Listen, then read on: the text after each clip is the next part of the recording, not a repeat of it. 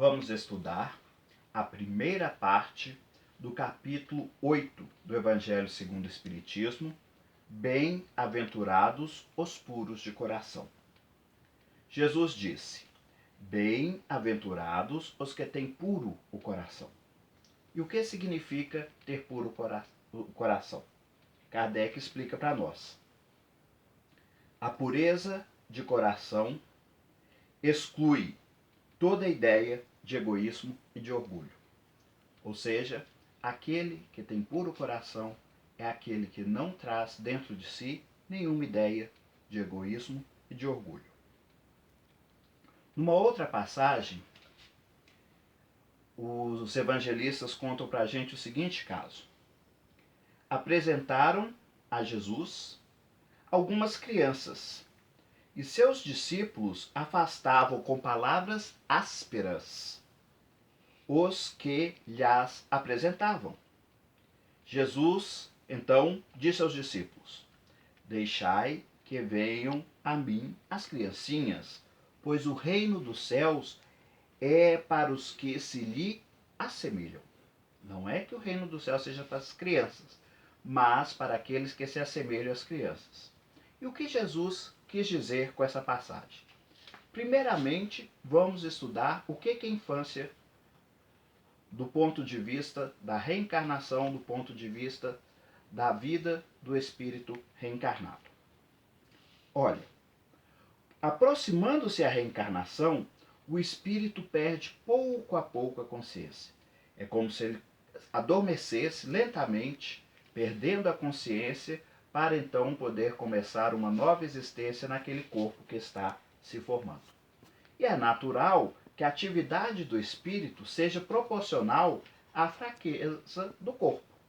Um espírito não pode ter plenitude de suas faculdades no corpo de um bebê, no corpo de uma criança. As suas faculdades vão se desenvolvendo junto com o desenvolvimento corpóreo da criança.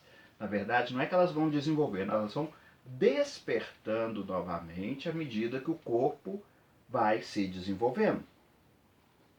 Porém, as faculdades espirituais, elas não se perdem.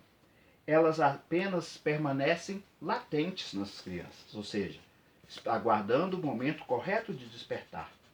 Mas ainda assim, o espírito mantém uma intuição daquela experiência que ele adquiriu anteriormente. Então, o que acontece? Após o nascimento, como nós já dissemos, as ideias dos espíritos vão se despertando gradativamente com o desenvolvimento do corpo. Então, nós vamos observar que nas crianças estão espíritos milenares, mas cujas ideias, instintos e o caráter estão adormecidos. Desta forma, as crianças são mais acessíveis às impressões que podem fazê-las progredir.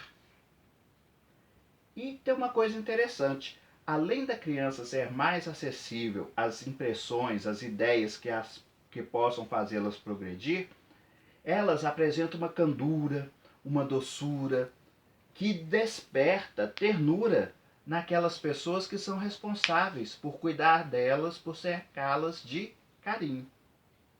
Por isso que Jesus as toma, as crianças, como exemplos de pureza, de simplicidade e de humildade. Por quê? As crianças temporariamente envergam a túnica da inocência. Então, quando Jesus diz que o reino dos céus é daqueles que se assemelham às crianças, significa que o reino dos céus é daquelas pessoas que, ainda já na idade adulta, apresentam pureza, simplicidade e humildade. Numa outra passagem, Jesus disse o seguinte: aquele que houver olhado uma mulher com mau desejo para com ela, já cometeu adultério com ela em seu coração. E dessa passagem, que foi um exemplo que Jesus deu para ilustrar para as pessoas daquela época a importância do pensamento, quando nós pensamos corretamente, é como se nós agíssemos corretamente, mas quando nós pensamos de maneira equivocada, nós também estamos adulterando, nós também estamos pecando, nós também estamos errando. Que é o que Kardec coloca aqui para nós. Neste exemplo, Jesus destaca que a verdadeira pureza não está apenas nos atos, mas na pureza de pensamentos. E Kardec, continuando a explicação, fala uma coisa interessante. Ele fala o seguinte: em quem sequer concebe a ideia do mal, já tem um progresso realizado. Ou seja, aquela pessoa que sequer pensa em fazer o mal, em praticar o mal, já tem um progresso realizado. Naquele que tem a ideia do mal, mas a repele, nós temos um progresso em realização. Agora, em quem se compraz na ideia do pensamento mal, o mal ainda existe com toda a força. Ou seja, naquele que se alegra com o pensamento do mal, que se satisfaz com o pensamento do mal, que se compraz com o pensamento do mal, o mal ainda existe em toda a força. Ele pensa o mal e fica feliz com aquele pensamento e cultiva aquele pensamento. E, concluindo, Kardec fala uma coisa que não podia ser diferente quando nós pensamos na sabedoria e na justiça de Deus, que é o seguinte: Deus considera as gradações da responsabilidade dos atos e dos pensamentos. Então ele avalia em cada um de nós e a nossa culpabilidade vai depender de como nós pensamos e como nós agimos. Então nós podemos concluir que aquele que sequer pensa no mal está com progresso realizado. Aquele que tem ideia do mal, mas a repele, ainda está no caminho do progresso. Agora, aquele que tem a ideia do mal e se satisfaz com ela e fica feliz com ela, o mal ainda está com toda a sua força. Continua Kardec analisando os pensamentos.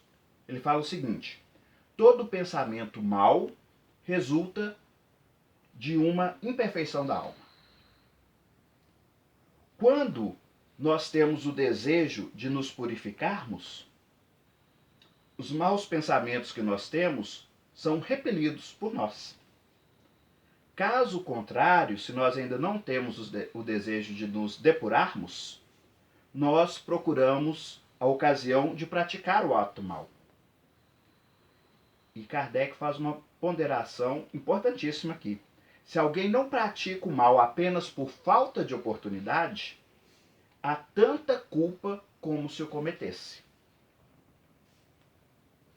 Jesus, em mais uma outra passagem, diz o seguinte: o que macula o homem é aquilo que sai da boca do homem, pois o que sai da boca procede do coração, de onde partem os maus pensamentos, os assassínios, os adultérios, as fornicações, os latrocínios, os falsos testemunhos, as blasfêmias e as maledicências, as coisas que tornam o impuro o homem. Mais uma vez nós vemos Jesus falando da importância de nós vigiarmos o nosso pensamento. Porque quando nós pensamos mal, sai da nossa boca o mal que está dentro de nós. Ou seja, o mal começa aqui. Depois que sai da boca, não é que ele foi gerado, ele já existia. Jesus tem uma outra passagem aqui interessante. Vós pondes cuidado em limpar o exterior, entretanto o interior dos vossos corações está cheio de iniquidade. Mais uma vez, Jesus falando às pessoas que o mal ele reside dentro de nós, muitas vezes. Então, que nós não devemos nos preocupar tanto com as regras exteriores, com nos parecermos bons. A nossa maior preocupação deve ser em sermos bons. E concluindo, Kardec faz uma ponderação sobre as religiões. A religião que não torna melhor o homem não alcança seu objetivo. Toda religião em que o homem apoiasse para fazer o mal está em erro. Muitas religiões formam apenas supersticiosos, hipócritas, fanáticos, não porém homens de bem. Não basta a aparência da pureza, é preciso a pureza de coração. Reforçando o que Jesus disse para os indivíduos, ele leva também para o plano das religiões. Nosso agradecimento a todos que estiveram conosco. Até uma nova oportunidade, se Deus quiser.